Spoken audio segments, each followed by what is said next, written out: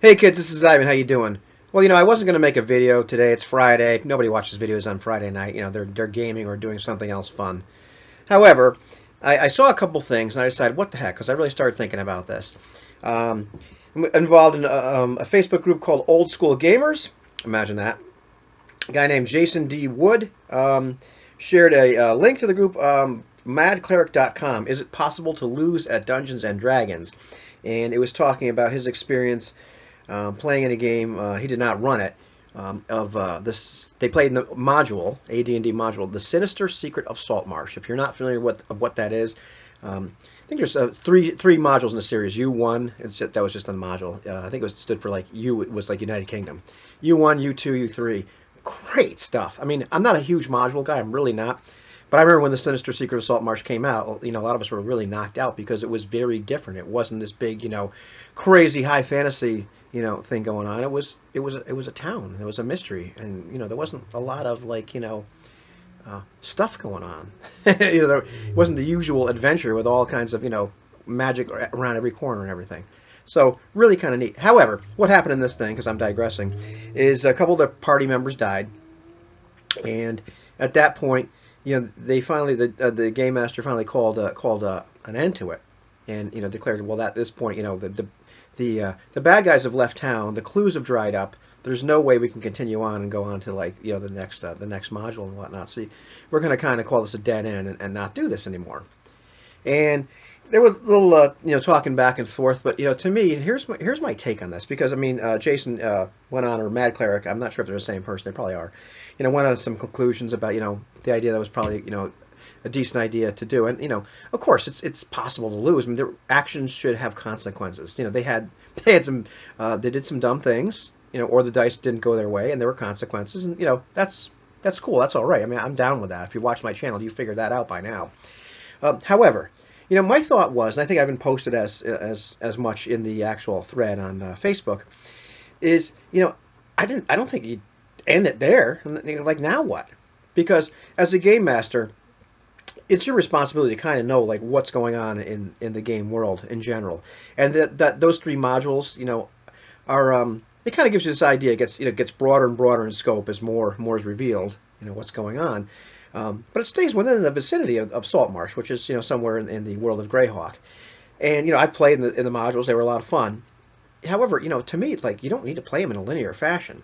All these things are going on. There are little pockets of bad guys here and there, and different groups. I don't want to ruin it for you, but the players will discover more and more nefarious stuff that's going on. There's it's a mystery that slowly gets unraveled.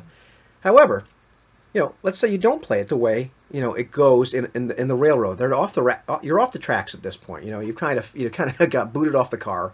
Now what? Well, to me, as a game master, it's my job to figure out, well, what's going to go on in the world now, because all these various groups of bad guys and whatnot, they're still doing their thing. So what is their thing going to look like over time?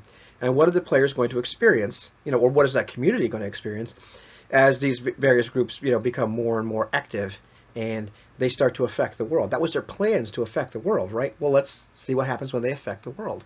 So, to me, this is a dynamic, living, breathing, sandbox, real world. And the players can choose to engage in it, not engage with it, go ahead through the back door, go to the end of the adventure, so to speak, whatever they want to do. And as a game master, it's my responsibility to kind of know, how does all this work? And then as the clock keeps ticking, figure out what happens next. It doesn't have to affect the players. It's not like I go chase the players down and say, well, here are these bad guys, come chase you down. No, it's just, what are they doing? That to me it's much cooler. So, to me, if an adventure like that goes off the rails, and I'm not a big module guy at all. I'm really not. I'm not a railroad guy. But if it goes off the rails, if it doesn't go as planned, what happens next?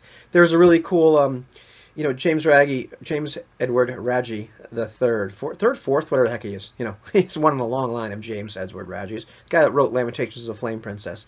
Has a couple free RPG day modules and whatnot. Whether you like his stuff doesn't matter. What's cool is, he put down, I remember distinctly in one of them, I think it's called Doom Cave of the Crystal-Headed Children. He talks about the idea okay, well, if the party chooses not to engage with us at all and just goes on their merry way, should they come back to this area, this is what they're going to find. This is what's going to happen. That's cool. That's always something you have to have in the back of your mind. And I enjoyed. I think Jeffrey MacArthur actually posted a video recently, maybe it was today, talking about don't build encounters, build a world. And he talked about his own campaign world that he's run a few times, and there was a basically what it is this underground economy, and where does this underground economy come from, and should the players ever choose to figure out like why are there so many pearls around or whatever, they'll find out if they dig deep enough. That was kind of neat, and it also made I liked it because his game world then made sense, like why things were the way they were. Made sense because it was this whole little underground economy going on, and where was all that stuff coming from? I won't spoil that one either. Go watch it. Um, yeah, so that's it. That's my take on that. I guess I had an alternate take because a lot of people were saying, well, this is, yeah, you should just end it there. You lost, and okay, actions have consequences, and move on. To me, it's like, oh no, we move on. You roll up some new characters because a couple characters died, but now it's okay. Well, what goes on at this point? Should you choose to keep interacting with this? Okay, well maybe all the original clues dried up. You'll something else could pop up because these people and their nefarious plots, they're just going to keep on going on. So yeah, that's my take on all that. So have a good one. Enjoy. If you watch the Super Bowl, I think it's this weekend. Yeah, I'm a real football fan. Enjoy it. So talk to you later.